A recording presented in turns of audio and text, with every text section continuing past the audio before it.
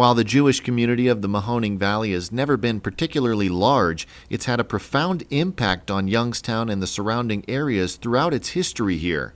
That's the subject of co-author Tom Welsh's book, A History of Jewish Youngstown and the Steel Valley. The role that the Jewish community played in shaping the community is just phenomenal. Welsh offered several examples during Thursday's Bites and Bits of History lecture series at the Tyler History Center in Youngstown, the first of which is pictured on his book's cover. The opening of Strauss Hirschberg's flagship store was such an event here in Youngstown that Mayor Charles Scheibel ordered a commercial pilot to circle downtown Central Square and drop a wreath attached to a silk parachute near the Strauss-Hirschberg building, and at that point the mayor presented it to Clarence Strauss, the president of the Strauss-Hirschberg Company.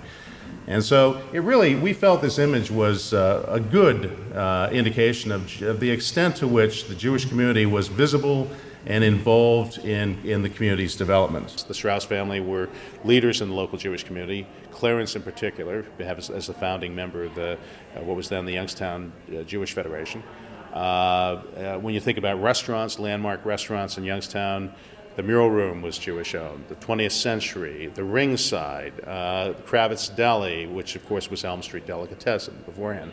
The roots of the Jewish community go back much further than many people suspected. You know, a lot of people, when they think about the Jewish community, they think of the migration from Eastern Europe, immigrants from Eastern Europe who began to arrive in the late 19th century.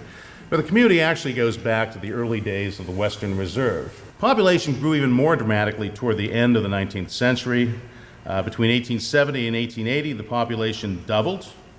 And the area's growth was reflected in a downtown retail district that featured a number of Jewish-owned firms. Jewish business leaders were, in many ways, responsible for the downtown being the experience that it was. Powers Auditorium, but that opened, of course, in May 1931 as the Warner Theater. It opened with the premiere of The Millionaire.